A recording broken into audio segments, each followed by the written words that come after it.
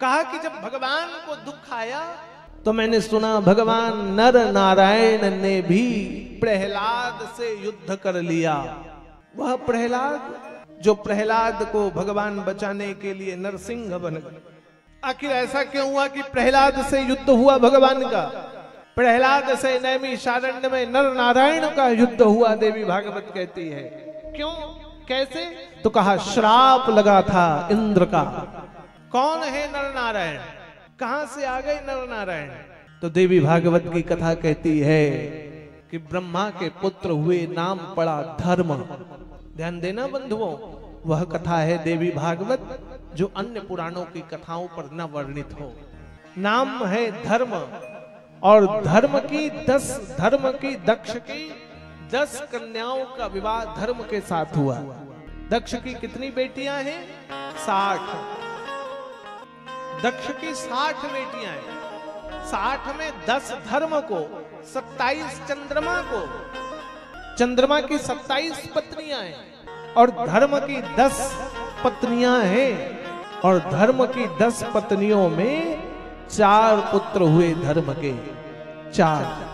4 में जो सबसे बड़े हुए उनका नाम हरि हुआ, दूसरे पुत्र का नाम कृष्ण हुआ, तीसरे और चौथे पुत्र का नाम नर और नारायण हुआ। हरि, कृष्ण, नर, नारायण। कौन है ये नर नारायण? कौन है हरि और कृष्ण?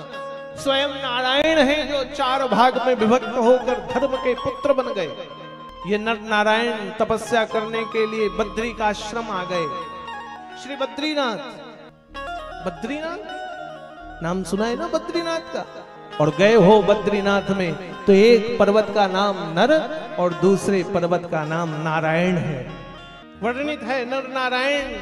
जहां बद्री रहते हैं, जहां बद्री विशाल रहते हैं, जहां मध्य से बहती है अलखनंदा, बीच में एक गर्म की धारा और दूसरी शीतल धारा है, तो तत्व कुंड प्रकट होता है बद्री का आश्रम पर। रहते हैं जहां व्यास शाम में प्रास गुफा पर, वहां नर नारायण ने ओमकार का दिव्य ध्यान किया, गुंजमान होती है। और बंधुओं, आपका अनुभव नहीं होगा, ये आपका अनुभव नहीं होगा। मैंने देखा है जब महात्मा हिमालय कंदराओं की गुफाओं पर बैठते हैं तो साधुओं से पर्वत भी बात करते हैं। हिमालय बात करता है और हिमालय शब्द ध्वनि को प्रकट करता है। कभी जाएं यदि हिमालय पर तो बैठे एकांत पर, ओमकार का नाद करें, आंख बंद करके बैठें तो आपको प्रतीत होगा हिमालय बोल रहा है, ध्वनि प्रकट होगी हिमालय की। पर्वत शांत नहीं है। कितने ऋषि, महर्षि, योगी, यति, विद्वान, विद्वत, सन्यासी जो न दिखने के समान अदृश्य सत्ता के रूप में हिमालय पर विद्यमान है। नर नारायण जब तप कर रहे हैं तो नर नारायण के विलक्षण तप से देखकर इंद्र भयभीत हो गया। एक पर्वत पर नर और दूसरे पर्वत पर नारायण। किसका ध्यान कर रहे हैं? भगवती का नाद कर रहे हैं, ओम का ओम ध्वनि कर रहे हैं नर नारायण। और इंद्र कौन है? इंद्र इंद्रियां है। इंद्र कोई व्यवस्था नहीं है। इंद्र तो मन में बैठा मन है, देह पर बैठा मन जो भटकता है।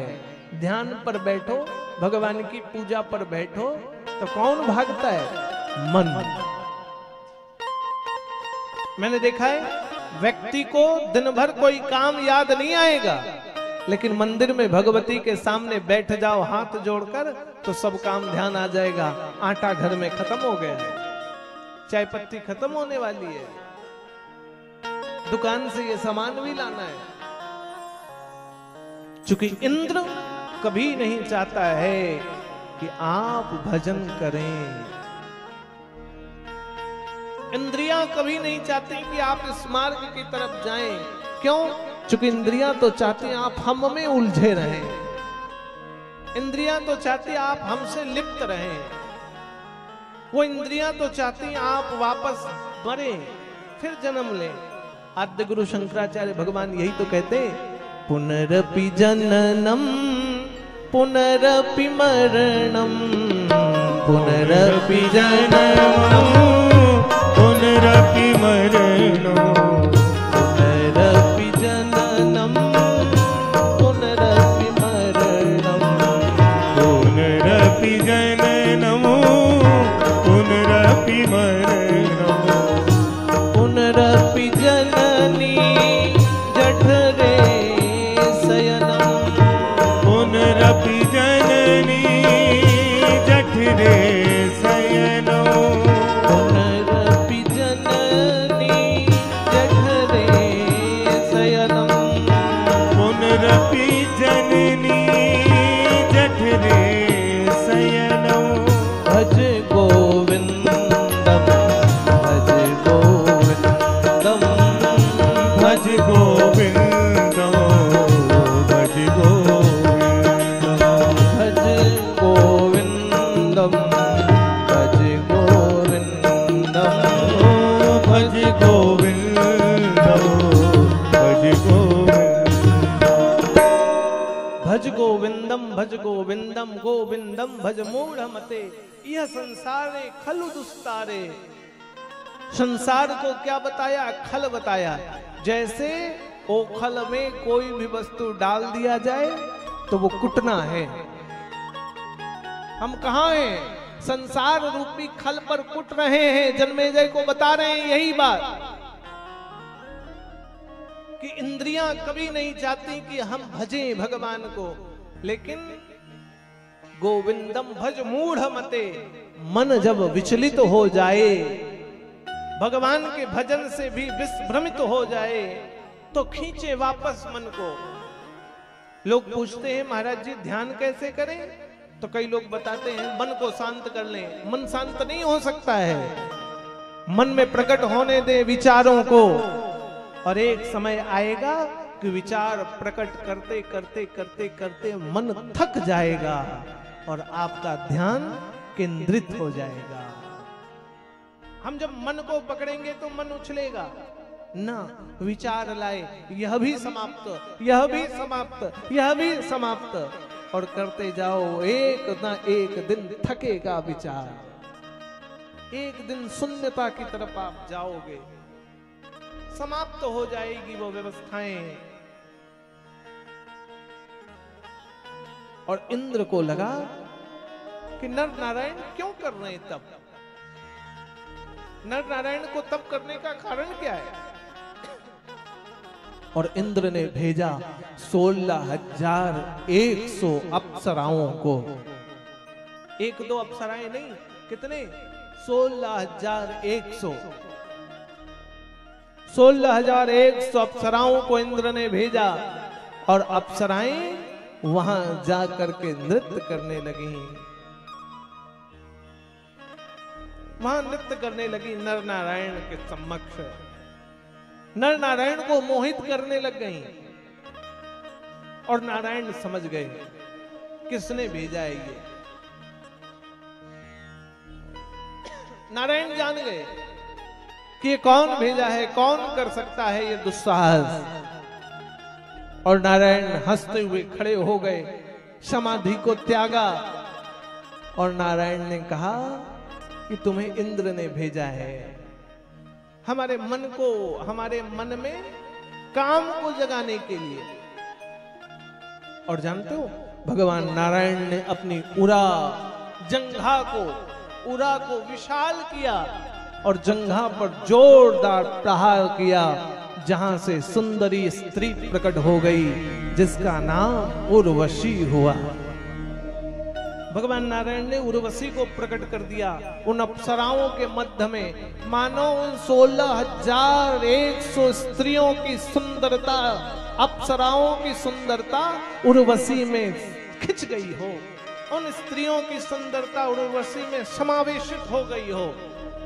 लज्जित हो गए वह स्त्रियां, वो अप्सराएं भगवान नारायण के द्वारा प्रकट उर्वशी को देखकर। और भगवान नारायण ने कहा जाओ आप सब अपने महाराज इंद्र को मेरे तरफ से यह अप्सरा भेंट कर देना। यह अप्सरा इंद्र के राज्य में, इंद्र की शोभा में, इंद्र की नर्तकियों में, इंद्र की अप्सरा मंडल में सुशोभित होंगी। और वो 16,000 स्त्रियां भगवान से क्षमा याचना करने लगी, भगवान से माफी मांगने लगे, कहने लगे प्रभु भूल हो गई, आप कृपया करके अब आप हमें साध लें, हम अब इंद्र के यहां वापस नहीं जाना चाहते। कई बार मनुष्य किसी पाप को करता है तो पाप को करके बाद में पश्चाताप होता है। एक बार बहुत पहले की घटना है, लगभग 2010 की 11 की, मैं झारखंड में एक स्थान पर यात्रा कर रहा था। उस समय नक्सलियों का बड़ा प्रभाव था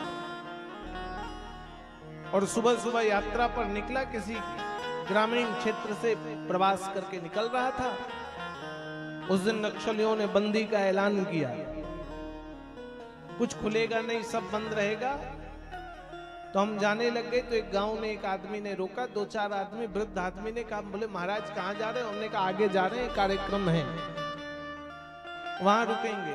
तब गांव गांव में घूमा करते थे।